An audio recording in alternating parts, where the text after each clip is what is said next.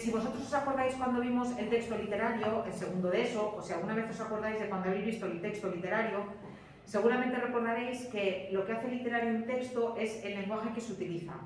Y una de las principales técnicas que se utiliza para hacer literario un texto es utilizar los recursos estilísticos. Por ejemplo, tanto para los que hicisteis segundo o tercero el año pasado, para los que habéis estudiado en algún momento de vuestra vida literatura, yo qué sé, cuando Garcilaso describe a una mujer muy bella, en lugar de decir que tenía la cara blanca y que tenía las mejillas sonrosadas, Garcilaso ¿qué dice? Garcilaso dice, en tanto que de rosa y azucena se muestra la color en vuestro gesto. ¿Qué está haciendo Garcilaso? Está utilizando metáforas para referirse a la azucena, que es una flor blanca, que sería por tanto la piel de ella, y la rosa, que serían las mejillas sonrosadas. Ese desvío del uso normal del lenguaje es lo que se conoce como recurso estilístico o recurso literario. Cuando decimos, por ejemplo, que un jugador de fútbol es un tronco, eso es una metáfora. Evidentemente, el jugador no es un tronco de árbol allí tirado en mitad del campo, no. Pero ¿qué pasa? Que es tan malo el jugador que parece que no hace nada y que es como si estuviera tirado en mitad del campo. Cuando decís, por ejemplo, tengo tanto hambre que me comería un elefante, eso es un recurso estilístico, eso sería una hipérbole, una exageración. Esos recursos estilísticos que se utilizan, como os he dicho, en el lenguaje literario, pero que también se utilizan en el lenguaje usual, son muy comunes en los eslóganes publicitarios. En muchísimos textos publicitarios nos vamos a encontrar con recursos estilísticos. Entonces, voy a aprovechar ahora el lenguaje literario para recordaros algunos de los principales recursos, por si los habíais olvidado, y si nunca los habíais estudiado, bueno, pues será una introducción a esos recursos, que ya os digo, no son todos los que tenéis aquí, porque hay muchos recursos estilísticos, pero aquí sí que vais a tener los principales. Por ejemplo, en la publicidad, ¿qué recursos se utilizan mucho? Se utiliza mucho la comparación o símil, que es el mismo recurso, que consiste, como dice el nombre, en exponer dos elementos que tienen cualidades similares entre sí, atención, siempre utilizando un nexo o utilizando un conector comparativo. Dormilina te ayuda a dormir como a un niño. Siempre que os encontréis un recurso, o sea, un verso que utiliza un como, o en el caso de la publicidad, un eslogan que utilice un como, un tal que, un tal cual, lo que tendríais sería una comparación o símil. Tenéis que tener cuidado porque la metáfora, me salto uno, luego iremos a este, la metáfora sería como la comparación, pero sin el cómo. Aquí tenéis Opel Corsa, músculos de acero. Si vosotros tuvierais el Opel Corsa, tiene el motor como los músculos de acero, lo que tendríais sería una comparación. Pero aquí no tenéis un como, ni un tal cual, ni un tal que. Aquí tenéis directamente Opel Corsa igual músculos de acero. Eso sería una metáfora. Repito, en la comparación tendríais un como y en la metáfora tendríais el elemento real igualado al elemento con el cual se compara. Pero repito, sin el nexo comparativo. Cuando lo que tenéis es una metáfora en la que a algo inanimado, a un objeto o a un animal se le aplican cualidades de persona, a esa metáfora particular se le llama personificación y es un recurso muy habitual en la publicidad. Fijaos, a lo mejor os suena este anuncio de Actimel que es ¿y tus defensas han desayunado? Las defensas no desayunan, desayuna la persona en todo caso. Tú has desayunado y estás fortaleciendo a tus defensas mientras estás desayunando. Pero en lugar de decir eso, preguntan directamente a las defensas si han desayunado. Eso sería una personificación. Repito, es un tipo particular de metáfora en el que lo que nos encontramos es que a seres inanimados, a cosas normalmente, se les aplican cualidades que son propias de las personas, como en este caso desayunar. ¿Sí? Por tanto, ya tenemos la comparación, tenemos la metáfora, tenemos la personificación. Vamos al siguiente. El siguiente que tenéis, seguramente lo conocéis porque el año pasado sí que lo trabajamos bastante a través de un soneto muy famoso que Quevedo le dedica a Góngora. Érase un hombre a una nariz pegado, érase un elefante boca arriba, érase una pirámide de Egipto. Esos son hipérboles. Una hipérbole es un recurso que consiste en exagerar algo. ¿Cómo puede ser que Góngora tenga la nariz tan grande que es como la trompa de un elefante boca arriba? ¿Cómo puede ser que Góngora tenga la nariz tan grande que su nariz es como una pirámide de Egipto? ¿Cómo puede ser que, por ejemplo, lo que tenéis aquí, el mejor sonido jamás creado para un televisor? ¿De verdad eso no es una exageración? ¿Cómo puede ser ese el mejor sonido jamás creado? ¿Sí? Entonces, el lenguaje publicitario tira mucho de las hipérboles, recurre mucho a las exageraciones. En el lenguaje habitual utilizamos muchísimo la hipérbole. Todo el mundo fue a su fiesta. Sí, todo el mundo. Los que viven en Bali, los que viven en la Patagonia Argentina y los que viven en la Antártida. O sea, todo el mundo fue a su fiesta. ¿Sí? O lo que os he dicho antes, tengo tanta hambre que me comería un elefante. Sí, te voy a poner el elefante aquí, a ver si eres capaz primero de comerte un trocito de elefante, ya siendo elefante, y luego a ver si te vas a comer el elefante entero. Eso sería una exageración, la hipérbole. Y repito, la publicidad la utiliza muchísimo. 1880, el turrón más caro del mundo. No es el turrón más caro del mundo, 1880, el turrón es mucho más caro. Pero claro, juega con el nombre del turrón, que es 1880. Imaginaos que el turrón valiera de verdad 1880 euros. Sí, entonces, eso serían hipérboles, exageraciones. Continuamos. La paronomasia.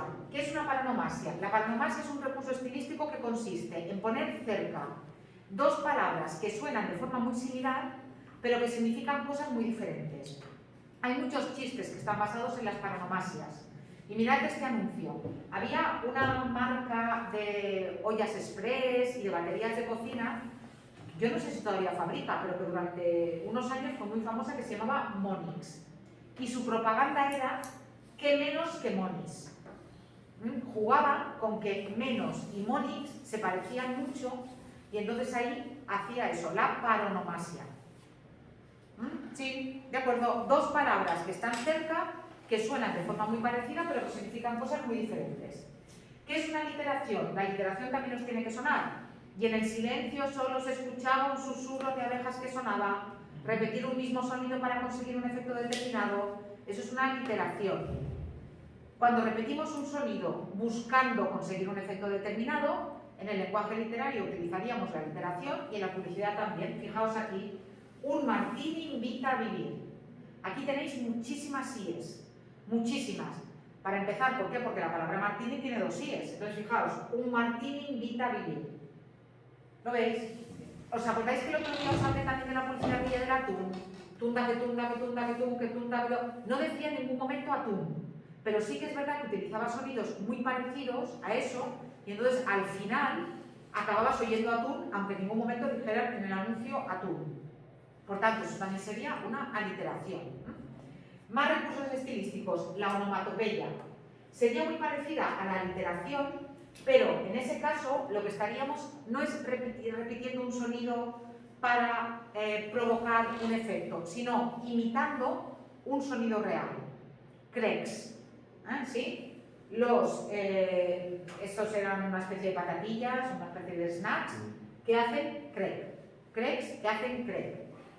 Imaginaos que vosotros, por ejemplo, tuvierais que anunciar, yo que sé, una sopa de pollo, ¿sí? Y la sopa de pollo, dijerais, yo que sé, kikiriki, el caldo de pollo que te hace feliz. Ya veis que nunca me dedicaría a ser publicista, pero imaginaos, ahí estaríais utilizando una onomatopeya. La onomatopeya es cuando imitamos el sonido de los animales o un ruido. ¿Sí? Sí. Venga, más recursos estilísticos. La interrogación retórica. Lo dice su misma denominación. Una interrogación retórica sería una pregunta de la que no esperamos respuesta.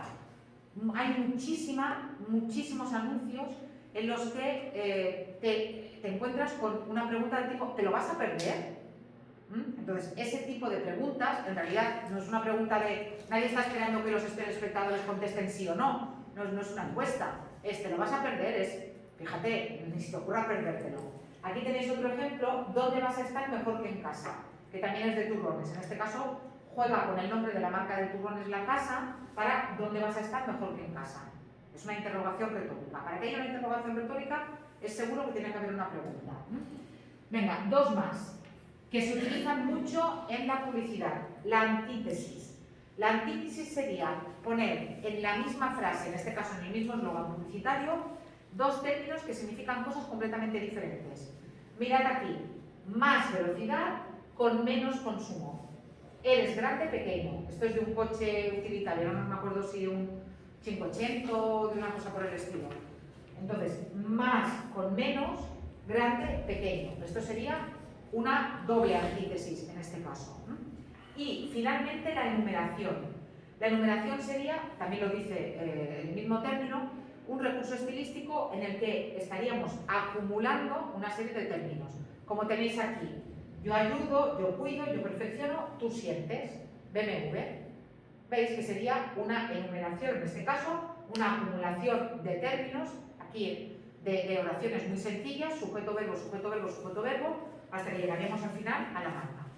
Sí, repito, estos recursos estilísticos que tenéis aquí en los eslóganes, en realidad no los utilizamos solamente en la publicidad, sino que se utilizan muchísimo en la literatura y también se utilizan en el lenguaje cotidiano. Si vais a los ejercicios, vais a ver que en los ejercicios de, yo creo que es en el de refuerzo, tenéis una actividad en la que primero tenéis un ejercicio de recursos de textos literarios y luego tenéis un ejercicio de recursos en la publicidad. Es para que veáis que los recursos que vienen del texto literario luego son los que se utilizan en la publicidad. ¿Sí? Por tanto, repito, los recursos literarios, que son muy habituales en la publicidad, y luego también quería aprovechar la publicidad para explicaros las funciones del lenguaje. No sé si los habéis visto en catalán, las funciones del lenguaje. ¿Os suena la función referencial, la expresiva, la apelativa, la poética, la fática, la metalingüística? ¿Os suenan las funciones del lenguaje? ¿No? Vale. Si no os suenan, no os preocupéis, que yo las explico. Primero tenéis aquí un vídeo donde están muy bien explicadas. Yo os aconsejo que miréis este vídeo, ¿eh? Están muy bien explicadas, pero lo mismo que los recursos. Os voy a explicar primero las funciones del lenguaje en general y luego os voy a decir cómo esas funciones se ven en la publicidad. ¿Qué son las funciones del lenguaje? Bueno, un lingüista de principios del siglo XX, que se llamaba Roman Jakobson, estudió la forma como nos comunicamos y Jakobson llegó a la conclusión de que todos los mensajes que nosotros emitimos sirven para algo. Y a esa utilidad de los mensajes, Jakobson la llamó las funciones del lenguaje. Y además asoció cada función del lenguaje a un elemento de la comunicación. Él dijo que cuando yo le estoy dando a alguien una orden, por ejemplo, para que cierre la puerta, no estoy haciendo el mismo uso del lenguaje que cuando entro aquí y digo buenas tardes. Cuando entro aquí y digo buenas tardes, estoy utilizando el lenguaje para abrir el canal, para decir estoy aquí y voy a empezar a comunicarme con vosotros, ¿sí? Mientras que cuando yo le digo a alguien siéntate o cierra la puerta, estoy pretendiendo cambiar la actuación de esa persona y que esa persona haga algo. Os he puesto solamente dos ejemplos. Entonces, para Jakobson, los usos que nosotros hacemos del lenguaje, es decir, las funciones que nosotros hacemos del lenguaje, se dividen en estas 6 que tenéis aquí. Tendríamos, por una parte, la función referencial o representativa. Luego, después de Jakobson, hubo otros lingüistas que le cambiaron el nombre. Entonces, es lo mismo, referencial o representativa. Cuando yo digo, esta mesa es verde, esto es función representativa. Si yo digo, 2 más 2 son 4, eso es función representativa. Si yo digo, Garcilaso de la Vega vivió en el siglo XVI, eso es función representativa. Si yo digo, yo qué sé, hoy es 8 de noviembre, eso es función representativa. La función representativa es la que transmite una información de forma objetiva, sin sentimientos, sin dar órdenes. La mayoría de los textos expositivos, la Wikipedia, la mayoría de los textos científicos, la mayoría de los apuntes de los libros de texto son textos en los que predomina la función referencial o representativa. Decimos las cosas tal cual. Hipotenusa al cuadrado es igual a cateto al cuadrado más cateto al cuadrado. Ahí lo que nos encontramos es función referencial o representativa. Cuando nosotros emitimos un mensaje en el que lo que importa es nuestra opinión, nuestro sentimiento, nuestros deseos, ¿sí? No pretendiendo que alguien haga algo, sino expresando lo que nosotros sentimos, lo que predominaría sería la función expresiva o emotiva. Si yo digo, me gusta el color naranja, ahí predominaría la función expresiva o emotiva. Si yo digo, no soporto las tardes de otoño, función expresiva. Si yo digo, te quiero mucho, función expresiva o emotiva. Lo que implique la subjetividad por parte de la persona que habla, ¿sí? ese tipo de mensaje predominaría la función expresiva o emotiva. Cuando lo que yo pretendo es que alguien haga algo, mediante una orden más o menos directa, ahí lo que predomina es la función apelativa o conativa. Lo más habitual es que los mensajes en los que predomina la función apelativa o conativa sean mensajes en los que utilizamos el imperativo. Cállate, siéntate, no digas eso, ven aquí ahora mismo. Pero vosotros, y sobre todo los que vivimos en Mallorca, sabemos que, vosotros y yo, sabemos que las órdenes en Mallorca se pueden dar de muchas formas diferentes, ¿eh? Què te sabria greu? Que me podries fer el favor de... Podríem fer un pensament de... ¿A que sí? En realidad lo que estás diciendo es cierra la puerta, hazlo, lo que sea, pero es que te sabría greu venir. No, es ven. Pero fijaos que un mallorquín difícilmente va a decir vina. Difícilmente, tiene que estar muy cansado, ¿eh? Para decir vina, primero ha intentado los condicionales, las perífrasis estas de que te sabría greu, etcétera. No solamente los mallorquines, las madres también son expertas. Yo cuando vivía en casa de mi madre, si mi madre abría la habitación y decía qué bien tu habitación, qué limpia está, yo entendía perfectamente que me tenía que poner a recoger la habitación ya. No importaba que me dijeran eso o he visto leoneras más limpias que tu habitación. Bueno, he visto, a ver qué leoneras había visto mi madre, ¿sabes? Mi madre creo que contando con leones no ha tenido mucho, pero... fijaos, son formas indirectas de dar órdenes, pero son órdenes, porque lo que nosotros pretendemos es que la gente haga algo.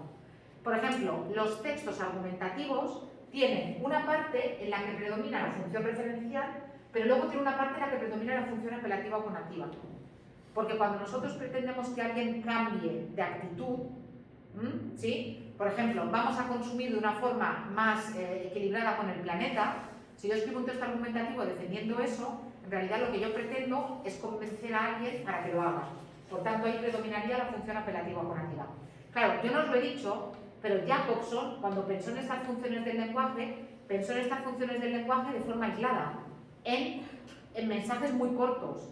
Pero es evidente que nuestra comunicación se compone de muchos mensajes muy complejos y entonces lo que hay que mirar es lo que predomina o lo que hay que hacer es cortar el mensaje en partes más pequeñas.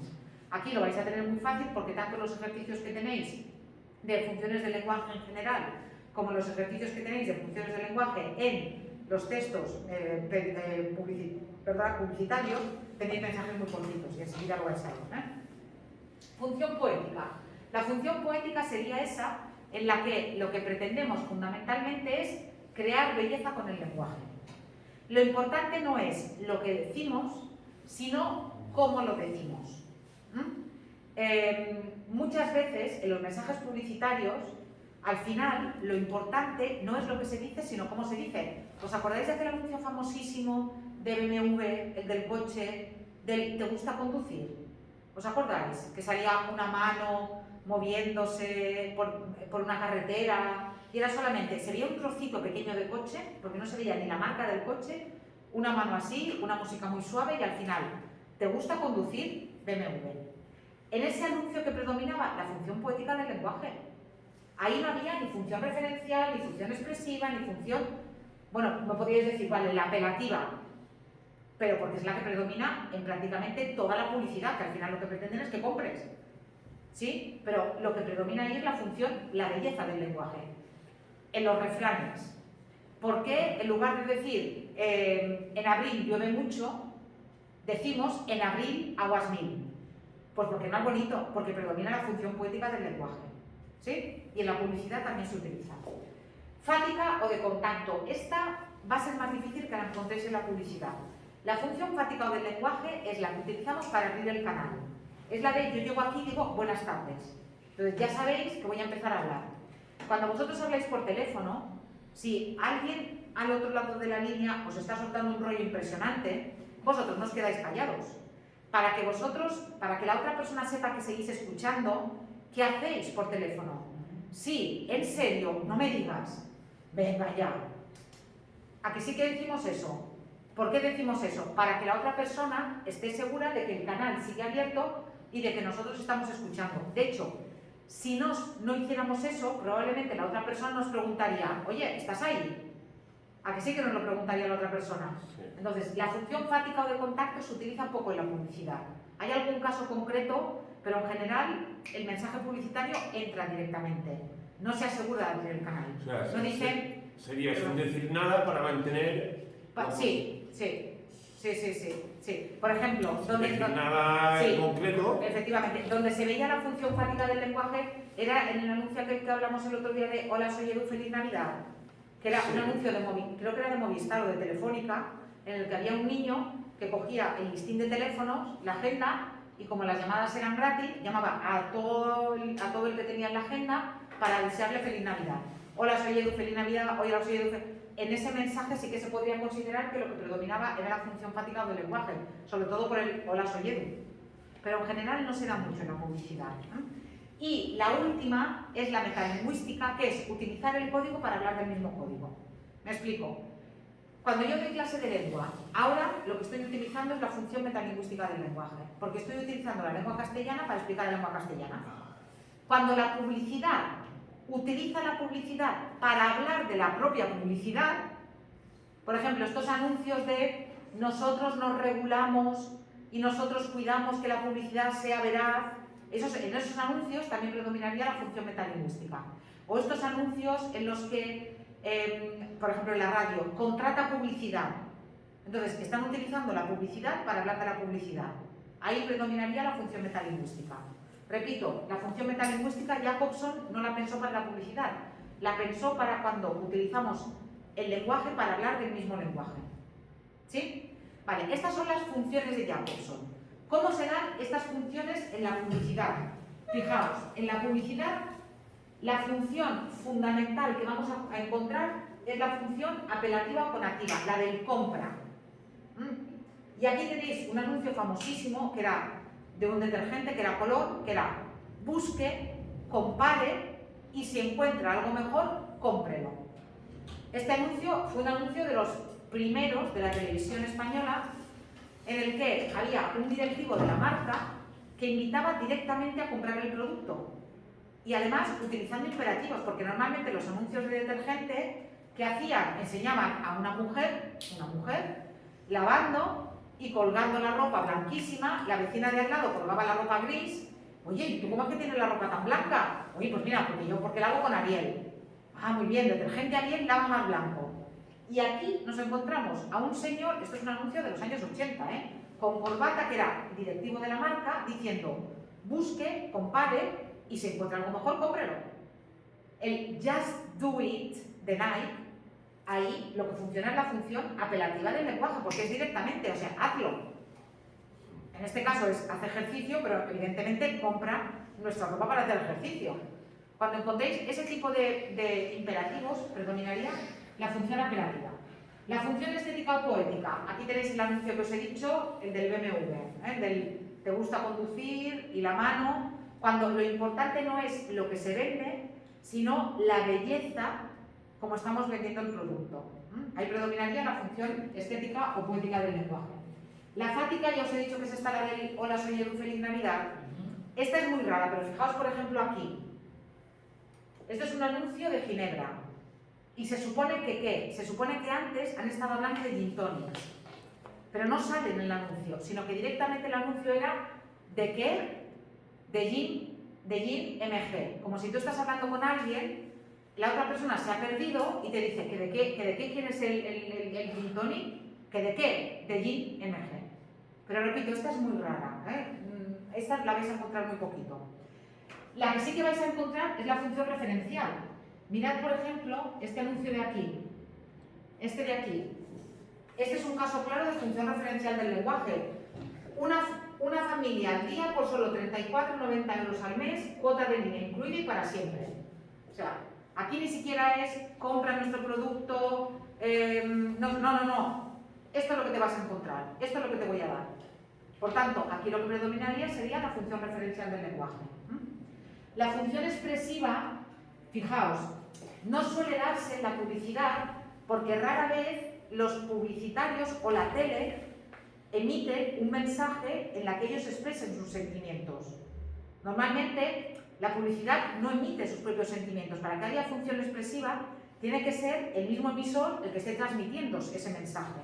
Pero aquí sí que tenéis un anuncio que fue muy famoso, de un perro que pasaba por delante de la tele para intentar que un niño no estuviera tanto tiempo mirando la tele y que saliera con él en la calle. Y era como un poco lacrimógeno, pero tampoco vais a encontrar mucho. Lo que vais a encontrar fundamentalmente es referencial y fáctica.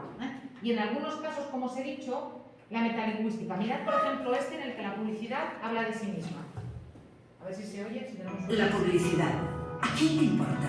Los anuncios se olvidan, hacen reír, molestan, se cantan sus canciones. En Autocontrol, anunciantes, agencias y medios, trabajamos para que la publicidad sea veraz, legal, honesta y leal. Porque la publicidad nos importa a muchos. Autocontrol. Trabajamos con una publicidad responsable. ¿Lo veis? Sería publicidad que habla de publicidad. Tampoco la vais a encontrar tanto. Sí, dime. Esto no sería propaganda. Claro, esto sería propaganda.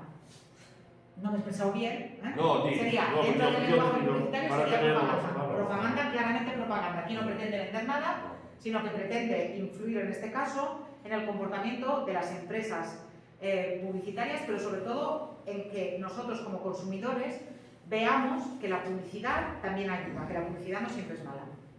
Sí, por tanto sería propaganda. Dentro de la publicidad sería propaganda, no estrictamente. Bueno, aquí tenéis, como os he dicho, una actividad de refuerzo. Es un cuestionario y en este cuestionario lo que tenéis son ejercicios de funciones del lenguaje y de recursos estilísticos. Y tenéis un ejercicio, yo lo digo porque dura 30 minutos el cuestionario, para que sepáis que os vais a encontrar un ejercicio de funciones del lenguaje en general, un ejercicio de funciones del lenguaje en textos publicitarios, un ejercicio de recursos estilísticos en general, un ejercicio de recursos estilísticos en mensajes publicitarios y un ejercicio en el que, a partir de un eslogan publicitario, tenéis que decir qué recurso hay y qué función se da, pero es de arrastrar. Tenéis abajo los nombres y lo que tenéis que hacer es arrastrar en un recuadro. Este lo podéis hacer ya. ¿Vale? Y para terminar ya finalmente con la publicidad... ¿Es que no se ve bien? Sí. Sí. Y para terminar ya con la publicidad, venga, estereotipos en la publicidad. A ver, este es un tema que a mí me apasiona y es un tema que a mí me parece muy interesante y que a mí me ha hecho reflexionar mucho, que es cómo la publicidad contribuye a crear una imagen determinada del mundo. Cómo nosotros vemos el mundo de una forma determinada porque la publicidad nos vende unos estereotipos determinados. ¿Sabéis qué es un estereotipo, verdad? Si vais al diccionario, aquí tenéis la definición de estereotipo.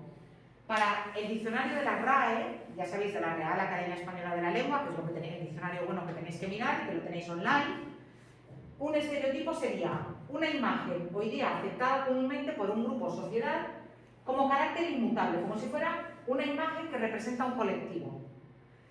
Se trata en general de un conjunto de creencias acerca de las características de un grupo determinado que se generaliza al resto de ese grupo. Si yo os digo, por ejemplo, que pintéis o que dibujéis a una persona española, probablemente lo que vais a dibujar es... Bueno, primero, imaginaos que le decimos a un alemán que dibuje o que piense en un español. Probablemente nos va a poner de sevillanas con los toros y comiendo paella, ¿vale? Porque ese es el estereotipo que los alemanes tienen de nosotros. Pero es que incluso si nosotros decimos ya me dicen, dibuja un español, o cómo es un español o una española, probablemente yo voy a dibujar a una persona blanca. Probablemente. Pero fijaos, blanca y me refiero con rasgos, digamos, caucásicos europeos. Pero fijaos la cantidad de españoles que hay ahora que no son blancos. Sí. Por tanto, si me dicen, dibuja una mujer española típica, probablemente voy a dibujarla así. No voy a dibujar probablemente una mujer de 1,30 m. Probablemente no voy a dibujar una mujer de 150 kilos. Probablemente no voy a dibujar una mujer negra. ¿Por qué? Porque el estereotipo, la imagen que yo tengo de esa persona es así. Hay que tener mucho cuidado porque los estereotipos normalmente lo que ayudan, lo que hacen es estigmatizar a un grupo. Todos los gitanos son así, todos los marroquíes son así, todos los vascos, y eso lo dice una que ha nacido en Bilbao, o sea, hasta hace poco, todos los vascos éramos terroristas.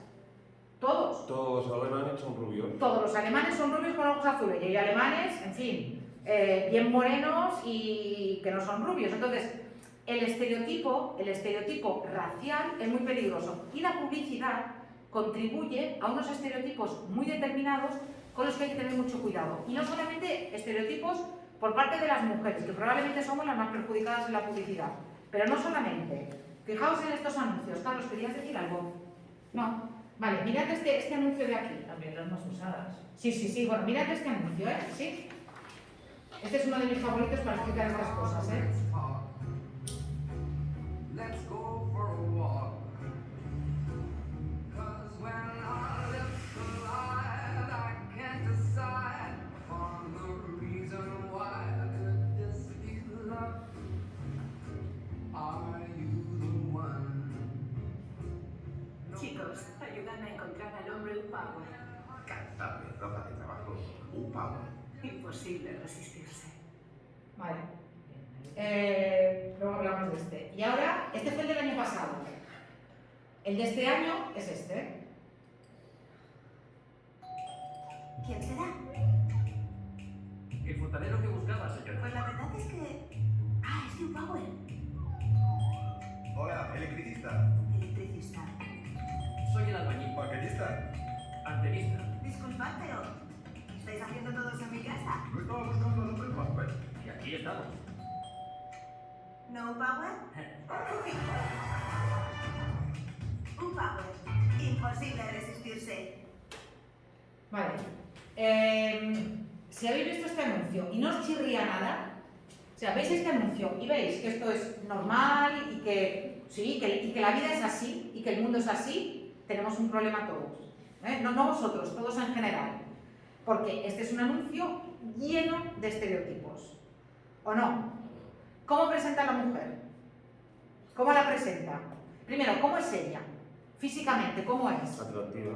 Atractiva, rubia, ojos azules, delgada, pero cuidado, con pecho, cuando va caminando por la calle lleva super tacones, pero cuando está en su casa también. ¿Os habéis fijado cómo está en su casa?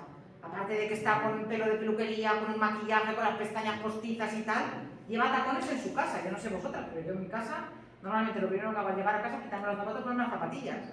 Muy poco glamuroso, pero muy cómodo, ¿sí? Y fijaos cómo la presenta. La presenta como una inútil. La presenta como una mujer que no puede hacer nada sola y que necesita solamente ayuda de los hombres. Ni siquiera es capaz de encontrar al que le ha dejado la chaqueta.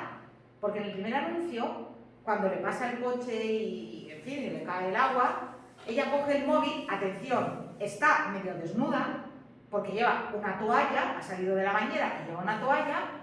Chicos, ayudadme a encontrar al hombre un Power, porque soy tan inútil y soy, en fin, tengo tan poca iniciativa y soy tan débil que no soy ni siquiera capaz de encontrar al que me ha dejado la chaqueta. ¿Lo veis? ¿Veis el tipo de mujer que presenta? Ella, luego en el segundo, está en su casa y lo mismo, o sea, le abre la puerta a todo el mundo que entra allí. Ay, qué bien, porque eres el hombre Power, porque qué bien que me estás aquí ayudando, yo estoy aquí con el perro, estoy aquí sentada, estoy aquí comiendo fruta, estoy aquí en un entorno florecitas y rosa y todo eso. ¿Veis a lo que me refiero? ¿Qué modelo de mujer está transmitiendo este anuncio? ¿Y qué modelo de mujer transmiten la mayoría de anuncios? Pues ese estereotipo, normalmente las mujeres suelen ser amas de casa, esposas y madres, normalmente las mujeres están presentadas en un entorno doméstico. Esta chica, en el primer anuncio no, pero en el segundo anuncio está en un entorno doméstico, está dentro de su casa y es tan inútil que no sabe ni hacer nada, ni sabe quién tiene que esperar en su casa para que le haga las cosas. Hoy que viene el antenista, hoy que viene no sé qué, de verdad, ¿necesitaba yo un antenista? Pues mira, a lo mejor sí. A lo mejor es un asesino en serie y viene aquí a desperdiciarme a mí y a mi perro. Pero ¿qué más da? Yo le he abierto la puerta, porque es guapo, porque luego hablaremos también del estereotipo masculino. Dime. Eso Sí. que iba a decir, con Sí, el sí. anuncio del agua también, que es algo parecido. Sí, sí, sí, Pero sí. al contrario que lo parecido. Sí, sí, sí, Yo veía sí, en sí. otra cosa, pero es que es rubia. Es rubia, entonces claro, lo mismo, o sea, si es rubia es tonta. Sí, Porque es rubia, entonces claro, si es rubia es tonta y además lo mismo, fijaos en ese estereotipo, o sea, claro, es rubia y por tanto, pero es un poco también lo que nos ha vendido Walt Disney, es la cosa esta de la mujer allí indefensa que está esperando que el príncipe azul le dé el beso y la salve.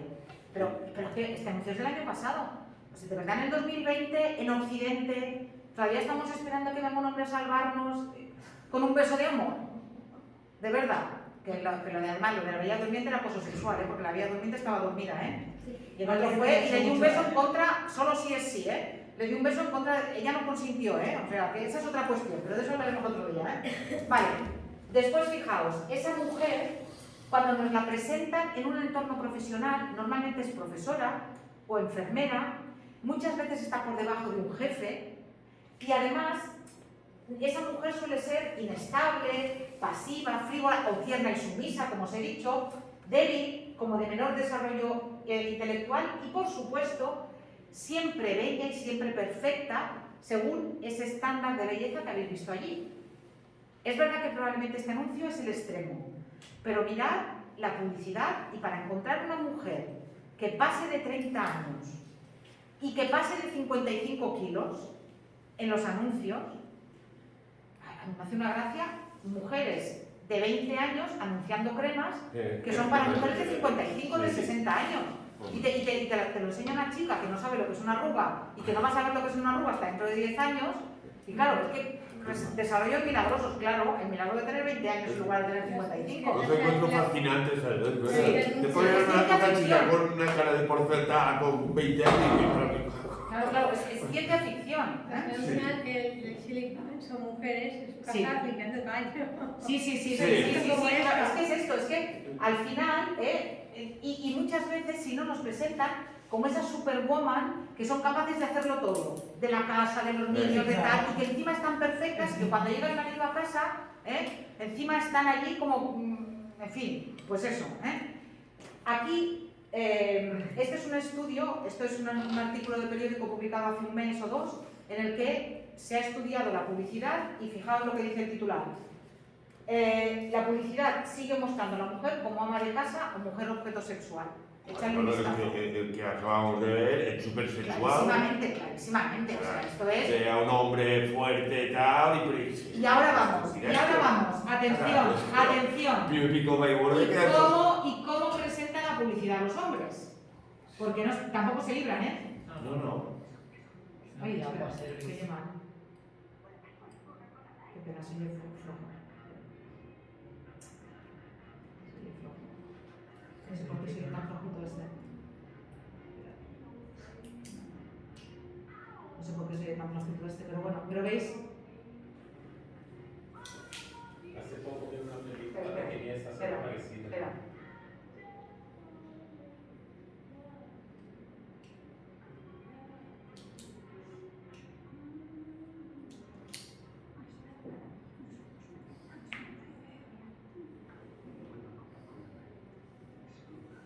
Evidentemente, el hombre vendido también como un objeto sexual, ¿sí? Pero fijaos otra vez en qué tipo de hombre. Es el mismo tipo de hombre. Blanco. Pero es el mismo tipo de hombre de un power, ¿lo veis? Sí. Al final, son hombres que se dedican a la cosa física. Este es un obrero de la construcción, ¿sí?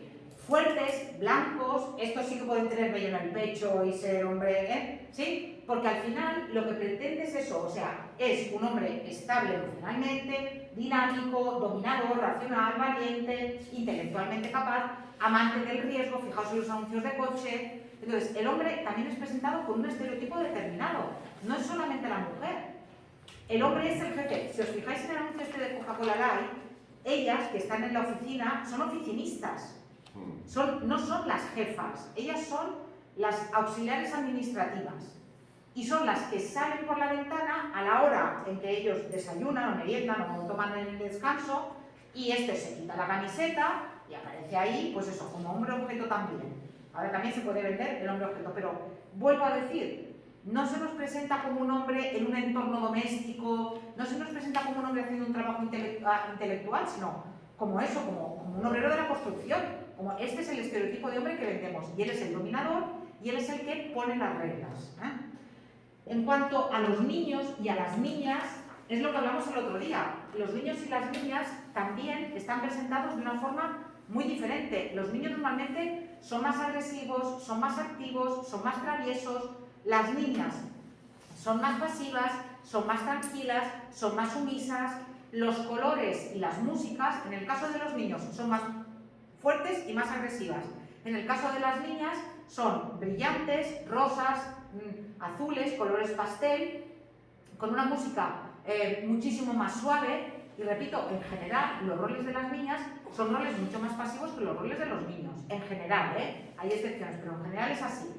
Respecto a los jóvenes, y eso es para que veáis que hay que hay estereotipos para todo, ¿cómo presenta la publicidad a los jóvenes?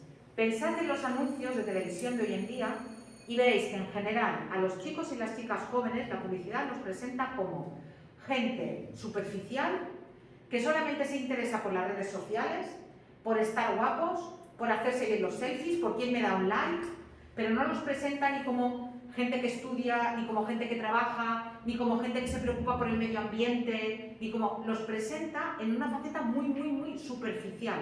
Muchas veces igual las niñas o las chicas jóvenes muy sexualizadas. Los del perfume, Efectivamente, sí, Fiestas. Sí. Y luego pensar en cómo presenta la publicidad la gente mayor. A ver cuántos anuncios. Sordos. Efectivamente, sordos o con incontinencia urinaria. Pero ¿cuántos anuncios presentan a las personas mayores como, por ejemplo, consumidores de ropa o consumidores de perfume?